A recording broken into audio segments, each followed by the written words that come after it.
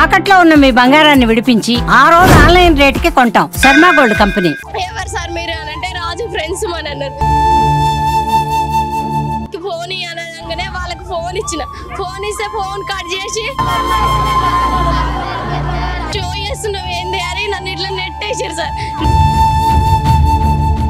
కానీ మేము enquiry start చేయలేమని వాళ్ళన్నారు. చూపించారు, ఎంక్వైరీ చేస్తున్నాం, జీబులలో తిప్పుతున్నారు, కోట పోలీస్ స్టేషన్ అన్నారు.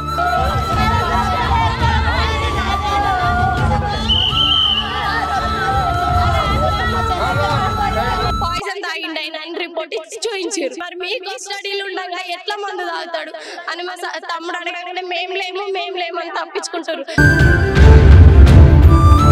సార్ మరి ఇంటికి రావాలి కానీ ఎక్కడ పోయిండు ఎక్కడ ఉన్నాడు.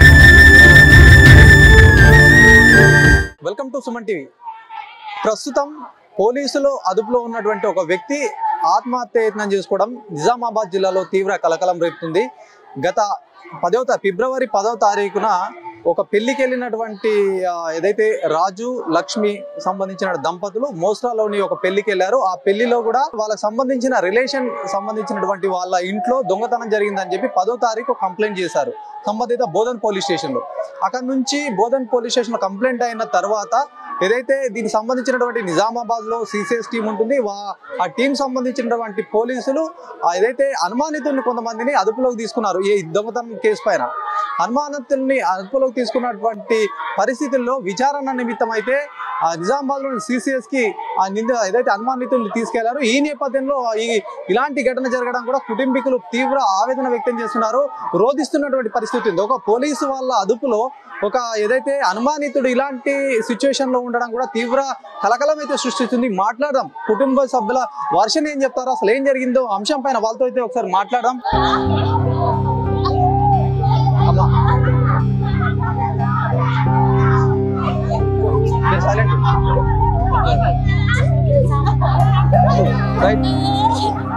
అమ్మా చెప్పండి, అసలు ఏం జరిగింది? ఇప్పుడు 10వ తారీఖు దొంగతనం జరిగింది మీ కుటుంబ సభ్యుల సంబంధించినటువంటి వాళ్ళ ఇంట్లో అని చెప్పి ఒక పోలీసులు అయితే కంప్లైంట్ చేశారు. అనుమానితులు అంటే మీ భర్త అనుమానం అని చెప్పేసి పోలీసులు తీసుకెళ్లారు. అసలు ఏం జరిగింది చెప్పండి. నిన్న మేము మండే రోజు పెళ్లికి పోయినాం, మా రిలేటివ్స్, మా అక్క బిడ్డది.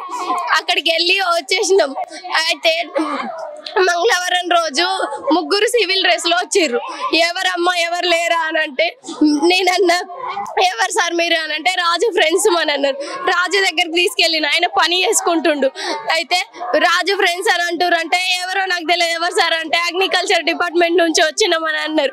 అగ్రికల్చర్ డిపార్ట్మెంట్ నుంచి అని అంటే సార్ కాల్ చేయి, మనం డాక్టర్ కౌలయ్య దగ్గర పని చేస్తాం 5 సంవత్సరాల నుంచి. అయితే సార్ కాల్ చేస్తే సార్ అన్నాడు, సార్ అగ్రికల్చర్ డిపార్ట్మెంట్ నుంచి వచ్చినామని అంటున్నారంటే నేను ఎవరిని పంపించలేనమ్మా, ఎవడికి ఫోన్ అనగానే వాళ్ళకి ఫోన్ ఇచ్చిన, ఫోన్ ఇస్తే ఫోన్ కట్ చేసి జోబులు వేసేసుకుర్రు. మా రాజును బయటకు నెట్టుకొస్తారు. అన్న అట్లా తీసుకెళ్తారు, ఎంక్వైరీ ఎక్కడికి తీసుకెళ్తారు అంటే ఎంక్వైరీకి అని అన్నాడు.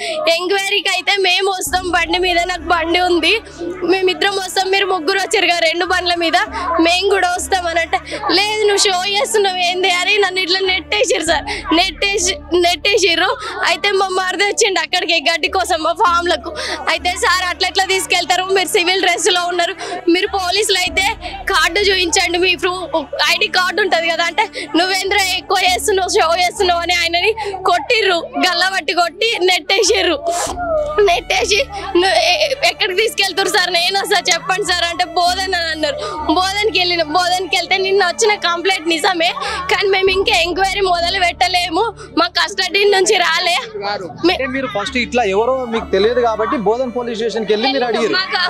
మాకు వస్తుంది బోధన్ స్టేషన్ కాబట్టి ఎంక్వైరీ అని అన్నారు. అయితే మేము బోధన్కి వెళ్ళినాం. బోధన్కి వెళ్తే మా కస్టడీ నుంచి ఎవరు రాలేరు, మేము తీసుకురాలేము, మేము ఇంకా ఎంక్వైరీ స్టార్ట్ చేయలేము, మాకు వచ్చిన కేసు నిజమే కానీ మేము ఎంక్వైరీ స్టార్ట్ చేయలేము అని వాళ్ళు అన్నారు. అక్కడి నుంచి నిజామాబాద్కి వచ్చినాం. 4 టౌన్ కోండి అని సార్ చెప్పిండు. సార్ చెప్తే మేము నిజామాబాద్కి వచ్చినాం. నిజామాబాద్కి వచ్చి 4 టౌన్ స్టేషన్లో అడిగితే మా కస్టడీలోనే ఉన్నాడు, మేము ఎంక్వైరీ చేస్తున్నాం అంటే మాకు చూపించండి సార్ అంటే అట్లా చూపించారు. ఎంక్వైరీ చేస్తున్నాం, జీబులలో తిప్పుతున్నారు. ఆయన ఏం చేసింది, ఎక్కడ ఏం పెట్టింది అని చెప్తా అని తిప్పుతున్నారు జీబులలో. అసలు ఎప్పుడు అసలు మీకు ఏ రోజు తీసుకెళ్లారు? మీరు రాజుని ఏ రోజు తీసుకెళ్లారు? మీరు ఏ రోజు పోయి అడిగారు అక్కడ? నిన్న ప్రొద్దంతా తిరిగినాం. అన్ని police station, rural SP police station అన్ని తిరుగుతా ఎక్కడ కూడా లేడు, మా కస్టడీలో లేడు అని అన్నారు. కోటం పోలీస్ స్టేషన్ అన్నారు, అక్కడికి వెళ్ళినాం. అయితే మా కస్టడీలో ఉన్నాడు, ఎంక్వైరీ జరుగుతుంది అని అన్నారు. ఎంక్వైరీ జరుగుతుంది, రేపు సాయంత్రం కల్లా చెప్తాం, చూపిస్తామని అంటే మరి చూపించి ఎంక్వైరీ చేయండి సార్, ఆయన ఏదైనా తప్పు చేస్తే అని మేము అన్నాం. అయితే మీరు వెళ్ళిపోండి అమ్మ, మేము మా కస్టడీలో ఉండని చెప్తున్నాం కదా, మీరు వెళ్ళిపోండి చీకటి అవుతుంది అని మా అక్క వాళ్ళతో పంపించేసాను. ఎవరమ్మ వాళ్ళంటే మా అక్క మా బావ అంటే వాళ్ళతో వెళ్ళిపోమ్మా అని అన్నారు. ప్రొద్దున్న ఇక్కడ నుంచి ఫోన్ వచ్చింది, అమ్మ రాజు ఇట్లా హాస్పిటల్లో ఐసీలో ఉన్నాడు అంటే మేము మా తమ్ముడు ఇక్కడనే పనిచేస్తాడు, సంతు ఇట్లా పోతే చూపించలేరు కదా, బావి ఇట్లా ఉన్నాడంట అని అంటే తమ్ముడు వచ్చిండు. అంటే కొట్టిన దెబ్బలకు స్రో కోల్పోయి పడిపోయిండేమని మేము అనుకున్నాం. మేము వచ్చినాం, మేము ఆయన వచ్చి అడిగితే నీళ్ళు దాపకు ఏం దాపకు అని పోలీసులు చెప్తుర్రంట మా తమ్ముడికి. అయితే మా తమ్ముడు ఇక్కడనే ల్యాబ్ వర్క్ చేస్తాడు, అడిగిండు. అడిగితే అట్లా స్ట్రోక్ కోల్పోయి పడిపోతే అట్లా నీళ్ళు దాపరు, ఇదంతా బ్లడ్ ఉంది, వాంతింగ్ చేసుకుంటుంది. అయితే అడిగితే అక్కడ డాక్టర్స్కి అడిగితే పాయిజన్ తాగిండు ఆయన అని రిపోర్ట్ ఇచ్చి చూపించారు. రిపోర్ట్ చూపిస్తే మరి మీ కస్టడీలు ఉండగా ఎట్లా మందు తాగుతాడు అని మా తమ్ముడు అడగగానే మేము లేము అని తప్పించుకుంటారు. ఎవరు కూడా మేము తీసుకురాలేము, మా డ్యూటీ ఇప్పుడే అని చెప్తున్నారు సార్. ఎవరు అడిగినా మాకు నిన్న సాయంత్రం వచ్చిందంట. ఎప్పుడు వచ్చింది పేషెంట్ అని అంటే నిన్న సాయంత్రం వస్తే మేము నిన్న 9:30 వరకు నైట్ ఇక్కడనే ఉన్నాము. అసలు మాకు తెలియనియలేరు ఎంక్వైరీ జరుగుతుందని. నిన్న జరిగితే అన్న మాకు చెప్పాలి కదా ఇట్లా జరిగిందని ఇక్కడ హాస్పిటల్. నిన్న నుంచి ఈ రోజు వరకు తెలియనియలేరు మాకు. ఎవరేమో రాజు ఇట్లా ఐసీలో ఉన్నాడని ఫోన్ వచ్చింది. ఇక మేము ఎవరు అని ఏం వచ్చేసినాం. దొంగ లెక్కనే వచ్చి ఇక్కడ నిజామాబాద్ లో ఉంటుంటే అక్కడ మా ఊరి కాడ దొంగతనం చేసిండని అక్కడ ఆడితే డౌట్ ఉన్నది అన్నట్లు అన్ని అనుకొని ఇక్కడ నిజామాబాద్ లో ఏదో ఆడు పెండ్లమ్మ కూడా బతుకుతున్నాడు. తండ్రిని రాజు తండ్రిని. దానికోసం వాళ్ళకు డౌట్ ఎట్ట కూడా ఆడే తీసిండు, నా తాళం మరగొట్టిండు, ఆడే ఉన్నాడు పలాని కాడారని అడ్రస్ మొత్తం చెప్పిన మాట వాస్తవం. ఎవరు చెప్పారు? లక్ష్మణ్. అంటే లక్ష్మణ్ ఎవరు? తాళము బలగొట్టాడు, ధనం పోయినోడి ఆడు. అన్న కొడుకు. మీ అన్న కొడుకు దొంగతనం జరిగింది, వాళ్ళ ఇంట్లో దొంగతనం జరిగింది. మరి వీళ్ళు ఇక్కడనే ఉన్నారు, లగ్గం పోయినట్టు నాకు తెలియదు. నేను బోధనలో హాస్టల్లో ఉన్నా, నేను హాస్టల్ లెక్క ఉన్నా, నాకు ఏం తెలియదు ఆ రోజు చూడలే. ఇక వచ్చిందాకంటే దొంగతనం వేరే బట్టలతోనే వచ్చేసిండు. అది మళ్ళీ బోధన పోయి మొత్తము 3 టౌన్లలో చూసినాం. సార్ మరి ఇరికి పట్టుక రావాలి కానీ ఎక్కడ పోయిండు, ఎక్కడ ఉన్నాడు అని అన్న వరకు అంటే ఆడున్నాడు, ఆడున్నాడు ఇల్లు చూసుకోండి సార్, ఇళ్ళని తిరిగిండ్రు. పొద్దున్న వాళ్ళకి వెళ్ళి నిజామాబాద్లో ఉంటుండొచ్చు, మీరు కావాలంటే మీరు ఇన్క్వైరీ చేసుకోండి, ఇక్కడైతే ఏ టౌన్లో లేడు అని చెప్పిండ్రు. రాజుకు సంబంధించిన పెద్దనాన్న ఇంట్లో దొంగతనం జరిగింది. కాదు, కొడుకు ఇది చూడొచ్చు. రాజుకు సంబంధించినటువంటి పెద్దనాన్న కొడుకు అంటే కజిన్స్ అవుతారు వీళ్ళంతా కూడా. వీళ్ళ ఇంట్లో వాళ్ళ ఇంట్లో దొంగతనం జరిగింది. ఆ దొంగతనం కూడా ఫిబ్రవరి 10వ తారీఖు జరిగినట్టుగా కూడా చెప్తా ఉన్నారు. ఆ నేపథ్యంలో మరి అనుమానితుల్ని పోలీసులు అయితే మొత్తానికి వాళ్ళు తీసుకున్నారు. ఎవరైతే అనుమానితులుగా గుర్తించారో వాళ్ళని అదుపులోకి తీసుకున్నారు. ఈ అదుపులోకి తీసుకున్న నేపథ్యంలో కూడా ఏదైతే రాజుకు ఇలాంటి ఘటన ఏదైతే పాయిజన్ తీసుకున్నటువంటి క్రమం కూడా కుటుంబ సభ్యులు ఆవేదన వ్యక్తం చేస్తున్నారు. పోలీసులు అదుపులో ఉన్నటువంటి రాజుకు ఏ విధంగా పాయిజన్ తీసుకున్నారని వాళ్ళు క్వశ్చన్ రైజ్ చేస్తున్నారు. మరి దీనికి సంబంధించి పోలీసులు ఇప్పటికే ఎలాంటి ప్రకటన అయితే చేయలేదు. మరి విచారణ జరిపిన తర్వాత చెప్తామని చెప్పి ఒకవైపు చెప్తున్నారు. ఏదేమైనప్పటికీ పోలీసుల అదుపులో ఉన్నటువంటి వ్యక్తి ఇలాంటి సిచ్యువేషన్ లో ఉండడం కూడా కుటుంబ సభ్యులు తీవ్ర కలకలం అయితే రేపుతుందో, తీవ్ర ఆవేదన అయితే వ్యక్తం చేస్తున్నారు. మనం మాట్లాడదాం. రాజుకు సంబంధించినటువంటి బామర్ది ఉన్నారు, ఒకసారి మాట్లాడదాం. సంతోష్ చెప్పు, రాజు ఏమైతాడు? బావ. మీ బావకు ఏం జరిగింది, మరి ఇక్కడికి వచ్చిర్రు అని చెప్పేసి ఎట్లా తెలిసిందే సార్? నిన్న అక్క కాల్ చేసింది ఎవరో తీసుకెళ్తుర్రు అంటే నేను కూడా మా బ్రదర్స్ తోని నేను ఇక్కడ లేను నిజామాబాద్లో బ్రదర్ని ఎవరినో పంపించాను అక్కడ వాళ్ళు అప్పటికి వెళ్ళిపోయారు. అయితే బోధన్ ఎస్ఐ కాల్ చేశాను. బోధన్ ఎస్ఐ సార్ వాళ్ళు ఏమన్నారంటే నేను వర్ణిలో ఉన్నాను ఇంకా కేసు మూవ్ చేయలేదు ముంగడికి ఇంకా ఓపెన్ చేయలేదు అంటే సరే వదిలేసాం. తర్వాత ఇక్కడ 4 టౌన్ కూడా కాల్ చేసిన అక్కడ కూడా లేరు అన్నారు. సాయంత్రం రాక ఇట్లనే తిరిగాక ఈవినింగ్ అక్క వాళ్ళతో అందరితో వెళ్ళి 4 టౌన్ వెళ్తే ఏమన్నారు అంటే ఇక్కడనే ఉన్నారు ఎంక్వైరీ అవుతున్నది అంటే మా అక్క వాళ్ళకి చెప్పని ఎంక్వైరీ అయినాక రుజువు అయితే లోపల వేసేసేయండి మనకు సంబంధం లేదు రుజువు అయినాక అని చెప్పేశాను. నేను వీళ్ళని తీసుకొని ఇంటికి పంపించేశాను. నేను ఇక్కడ నిజామాబాద్లో ఉన్నాను. మార్నింగ్ కాల్ చేస్తే అక్క వాళ్ళు కాల్ చేసి ఇట్లా ఐసీలు కొట్టినందుకు అట్లా వేసిరేమో అనుకున్నాను. 2 అవర్స్ వాళ్ళ పక్కనే కూర్చున్నాను. వాళ్ళ పక్కనే కూర్చోబెట్టారు. ఫుడ్ మెస్ నుంచి ఫుడ్ వచ్చింది. అయితే ఏమన్నా తినిపిద్దాం అనుకొని తినిపిస్తే వాటర్ తాగద్దు తినిపియద్దు అని వాళ్ళు అన్నారు సార్ వాళ్ళు. నాకు డౌట్ వచ్చేది ఎందుకు అని కేసీ చూసి మా ఫ్రెండ్స్ వాళ్ళందరూ వచ్చి మేడం వాళ్ళ అందరికి అడిగితే 10-15 మంది వచ్చి అది నైట్ వచ్చింది నిన్న పాయిజన్ కేసు అంట అనుకుంటే చెప్తే అప్పుడు సార్ వాళ్ళకు అడిగితే మాకు తెలియదు మేము నిన్న లేము సార్ వస్తాడు మాట్లాడతాడని వాళ్ళు 2-3 సివిల్ డ్రెస్ లో ఉన్నారు యూనిఫామ్ లో లేరు వాళ్ళు సార్లే వాళ్ళు కూర్చోబెట్టి మేము పోలీసులమని చెప్పి వాళ్ళ పక్కన కూర్చున్నారు. 7కి వచ్చాను నేను 9:30 వరకు చూసిన 9:30 తర్వాత కేసీ చూసిన తర్వాత మాట్లాడినాక మాకు తెలియదు నిన్న ఎవరు తీసుకుపోయారు మరి మీ పోలీసు వాళ్ళే కదా తీసుకెళ్ళింది సార్ మరి ఎట్లా మీ హ్యాండ్ ఓవర్లు ఉండగా ఎట్లా తాగిందంటే చెప్తలేరు అసలు వాళ్ళు సమాధానం అనేది చెప్తలేరు. ఇప్పుడు రాత్రి ఎన్ని గంటలకు హాస్పిటల్ తీసుకొచ్చారు? రాత్రి 9 గంటలకు 9-6 నైట్ అని చెప్పారు.